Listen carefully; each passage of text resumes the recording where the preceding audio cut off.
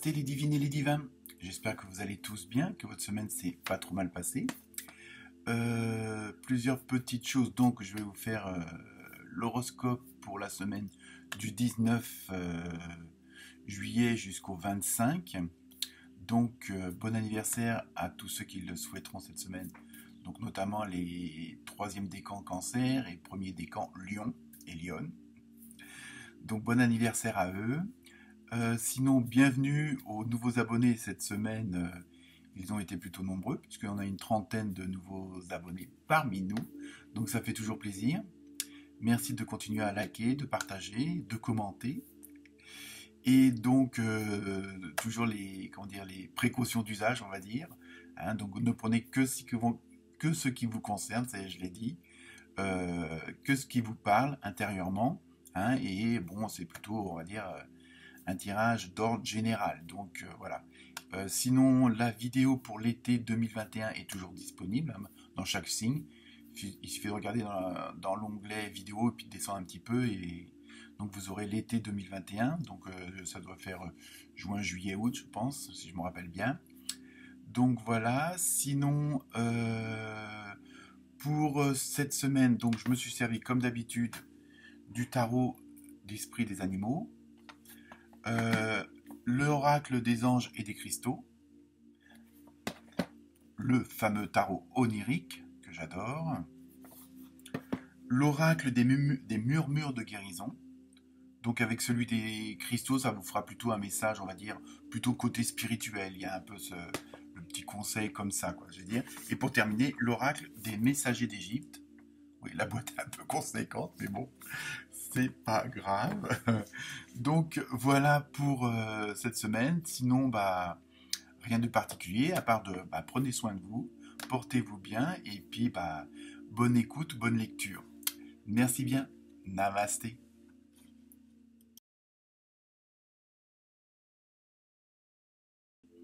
Namasté les Sagittaires. Alors, pour les nouveaux arrivants et arrivantes, donc le signe polaire opposé, c'est les Gémeaux ou les Gémettes. Pareil, parité oblige. Donc, en numérologie, vous avez eu le 6. Donc, c'est tout ce qui concerne la tempérance, la conciliation, l'harmonie avec les autres, avec tout ce qui vous environne, en fin de compte. En animal, vous avez eu un joli signe. Donc, on va voir la symbolique après. Pour l'oracle des anges et des pierres, vous avez eu la moldavite. Donc, je vous lirai le petit message. Hein, qui a un rapport ou pas avec les autres cartes, on verra ça, de toute façon. Pour le tarot onirique, vous avez eu la reine de bâton et le cavalier de denier. Donc, des arcanes majeures. Donc, c'est en général pas mauvais signe, hein, pour ceux qui s'intéressent au tarot. Ensuite, pour l'oracle des murs, vous avez eu respirer. Il vaut mieux, hein, c'est quand même plus pratique. Et enfin, pour terminer, pour l'oracle des messagers d'Égypte, vous avez eu chou. Enfin, je sais pas, je suppose que ou sohu, je sais pas comment on peut dire. Hein, je parle pas l'égyptien. Donc, pour vous, cette semaine, les Sagittaires, donc, on a dit le 6, hein, tout ce qui est conciliation, tempérance, harmonie. Hein, donc, ça va être une semaine où il va falloir jongler avec l'équilibre. Au niveau du joli signe, je me demande si vous ne l'avez pas déjà eu en plus.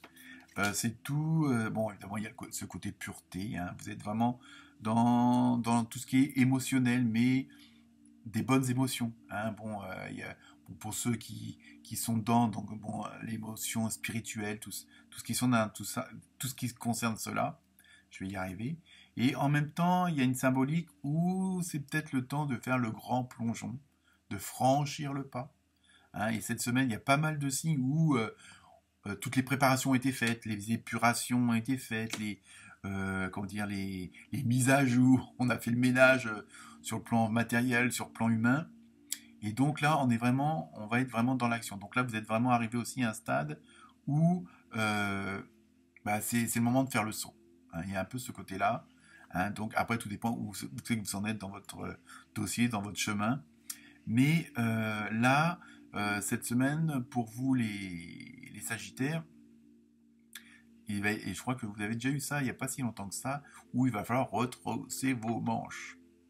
Et en même temps, il y a le côté aussi, faites-le vous-même, ou dites-le vous-même, exprimez-le vous-même, pour être sûr de ne pas être mal comprise ou mal compris, pour être sûr que le boulot que vous attendez, que les choses que vous attendez en question, le fameux dossier, enfin, quel que soit le domaine, pour être sûr à 100% que ça soit bien ce que vous voulez, ce qui correspond à vos intuitions, à ce que vous avez à l'intérieur de vous, ça soit bien fait. Donc, comme on dit, on est toujours mieux servi que par soi-même. Ça n'empêche pas d'être aidé, mais pour vraiment ce qui est le principal de ce dossier, il faut que vous fassiez vous-même. Hein. Mais je pense que vous avez déjà eu ce petit truc-là il n'y a pas longtemps. Hein, je ne sais pas si c'est la semaine dernière ou la semaine d'avant, je ne me rappelle plus, mais bon.